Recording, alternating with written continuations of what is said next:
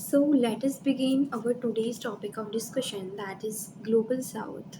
See, the term Global South recently has been in news. So from the point of view of international relation, it become important to know what these Global South countries are and see what are the challenges they are facing, what are the way forward to solve those challenges. So let us begin our today's topic of discussion, that is Global South. The term Global South refers to a group of countries around the world that are sometimes referred to as developing, less developed, and underdeveloped countries. Many of them are located in southern hemisphere, primarily Africa, Asia, and Latin America. First time the term Global South used by political activist named Carl Oglesby in 1969. In general, the term Global South refers to those countries that are poorer countries, have higher level of income inequalities and low life expectancies and harsh living conditions than the Global North countries that are USA, Canada, Europe, Russia, Australia and New Zealand. Now some of you may be thinking why Australia do not fall under Global South, though it lie in the southern hemisphere. See, Australia do not have these condition, these characteristics, socio-political, economic characteristic that these global south countries are having. Therefore, Australia do not fall under global south countries. So, next we will discuss the geopolitical significance of these global south countries. First is the majority of the nation in the global south were under colonialism and imperial domination, as we have seen in Africa, India, and Latin America. So, this is one of the significant geopolitical significance of these global south countries. Second is the phrase global south refers to a group of nations that share a variety of political, geographic, and economic characteristics such as high level of income inequalities, poverty, harsh living condition, low life expectancies, poor economy, low GDP growth. So these are characteristics which define these global south countries. Next, China, India, USA, Indonesia are predicted to be our top four economies by 2030. However, if you see that out of these four countries, three, which is India, China, and Indonesia, are coming from global south. So this indicate that these global south countries are the driver of global economic growth. Okay, now we will discuss that another geopolitical significance, that is these global south countries have large population, rich culture, and abundant natural resources, as we have seen India itself, which have large population, rich culture, and abundant natural resources. We can see also China. Okay, next is the G7 club. If you know which countries are fall under G7 club, please comment me down. Okay. So the G7 club GDP has been surpassed by the BRICS, which is 30%, which are dominated by the global south. So this also depicts the geopolitical significance of the global south countries. Another geopolitical significance is that the portion of FDI flow is largely in the global south countries, okay, which demonstrate that high investment capacity and attractiveness of countries in the global south countries. Another significance of the global south countries is intra-south trade, which constitute more than a quarter of all global trade. This signifies economic interdependence and collaboration among the countries of global south. Now we will discuss some of the issues that these global south countries are facing. Though we have discussed few issues earlier, but let us discuss in a more comprehensive way the issues these global south countries are facing. So first issue is global inequality, example poverty, economic inequality, which still persist in these countries, which make it difficult to implement developmental initiatives such as sustainable development goal. Another issue is political instability, which we have seen in Myanmar and the Bangladesh recently, which make it difficult to implement long-term development plans and also create hostility for foreign infrastructure or investment. Another issue is lack of infrastructure such as roads, ports, and power, which make it difficult to attract investment and promote economic growth. Another issue that these global south countries are facing climate change, which exacerbate existing poverty and inequality and create challenge for poverty. Another issue will be limited skilled human resources and lack of education and health infrastructure within these global south countries. Another issue is disruption in the supply of critical raw material like energy, fertilizer, food due to the war and terrorism and political instability. Now we will discuss the challenges these global south countries are facing in a whole, like in a global way. Okay? So the first challenge these global south countries are facing is political dynamics and exploitation. Strong global south countries sometimes exploited their weaker partners, which undermine the spirit of cooperation. For example, China's Belt and Road Initiative and its debt diplomacy undermined countries undermine the spirit of cooperation from these countries. For example, Africa. Next challenge is misuse of financial assistance. If we talk about example of this misuse of financial assistance is Africa, which taken loan from IMF and World Bank, but because of lack of conditionality, they misuse the financial assistance. Next challenge will be the continued dependency on global north. See, these global south countries have a north oriented mindset and traditional link with global metropolis can persist. The influence of US hegemony on the world stage can perpetuate these dependencies. Another challenge these global south countries are facing is mutual suspicion and rivalry among the countries in the global south, which can impair the effective cooperation within global south countries, for example, China and India, which hinder the collaboration among the countries. Next challenge is the diversity and differentiation with varying level of wealth, power, need, and capabilities. This heterogeneous identity can complicate efforts to establish a unified agenda.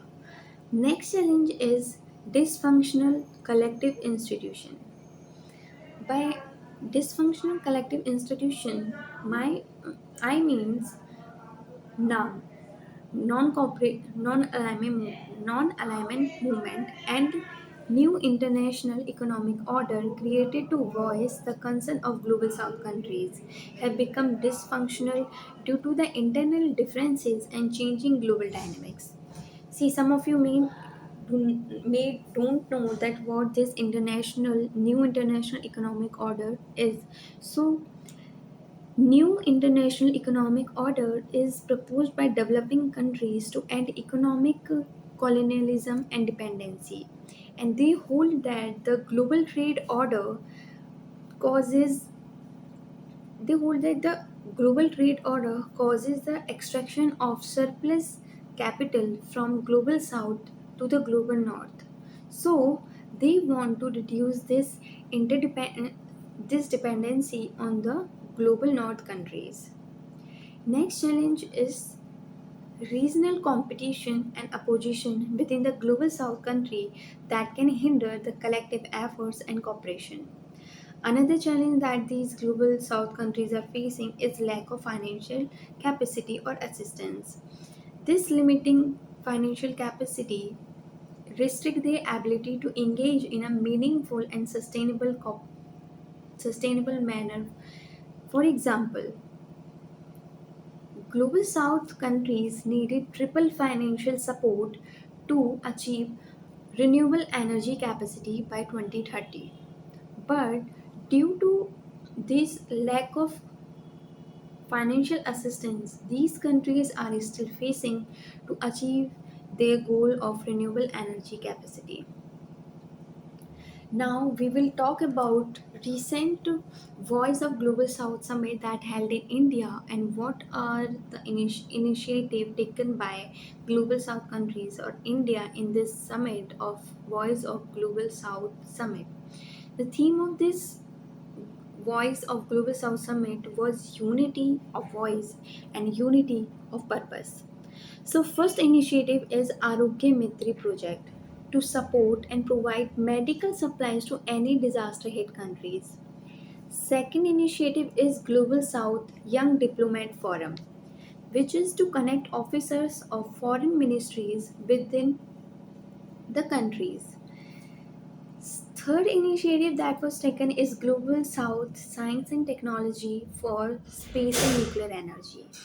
Another initiative is Global South Scholarship for students from developing countries to pursue higher education in India. Sixth initiative that was taken by the Global South countries in the Voice of Global South Summit is Global South Center of Excellence for Research and Development to facilitate the exchange of knowledge, expertise, and technology. So these are some of the initiative that was taken by the Global South countries summit held in India. Okay, now we will talk about the challenges that India is facing with the Global South countries. First is competition from China.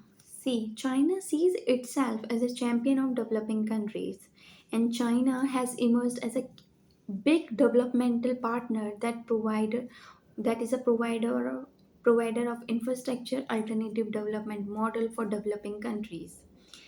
India's increasing conflict with China has made it difficult for India and China on a common development agenda for the developing world. Another challenge that India faces is neo-colonialism of China. China Belt and Road Initiative establishing its own special economic zone in the region only turned out to be neo-colonial attempt by the communist China. China has not subscribed to the guiding principle of South South. It is continuously to the guiding principle, like it is continuously compromising with sovereign boundaries of nations in its vicinity as well as those located far away from it. For example, the issue of South China Sea, where China is building artificial island, which in a way harming the sovereignties of other countries. The policy of non-interference of the countries such as Philippines, Singapore, etc. Okay, another challenge that India is facing is the India's growing closeness with the US and the developed world. For example, Quad, Indo-Pacific Economic Framework, which reflect a common security consensus with with the US. However, this Bohemia compromises India's ability to pursue the agenda of Global South. Another challenge that India is facing with Global South countries is its big brother attitude of India. India's self image as a Vishwaguru is seen as overbearing by neighboring countries. Neighboring countries For example, Maldives, Pakistan, Nepal, Bangladesh viewed India with suspicion. In the event that India has failed to forge leadership and solidarity in its own backyard, pursuing leadership in the developing world will be a tough task. Another challenge that India is facing is anti-West orientation of third world solidarity. Like USA think that this global South cooperation is a pursuit to go back to the non-alignment movement. Another challenge that India is facing with the global South countries is India pursuing regional bodies. For example, Shanghai Cooperation, BIMSTEC, Quad, and regional trade agreement, bilateral trade agreement with the Australia, European Union, and UK, USA for pursuing its national agenda. And or however it goes slow in reforming multilateral institutions which benefit the developing countries the most. So जो India है यहाँ पे ये कह रहे हैं कि जो इंडिया है वो सिर्फ नेशनल एजेंडा को प्रमोट कर रहा है, ना कि जो ग्लोबल साउथ के डेवलपमेंट की वो इतना कमिट करता है उसके लिए वो बहुत ही कम एफर्ट्स ले रहा है. Another challenge that India is facing is global south countries are the most vulnerable countries to climate change.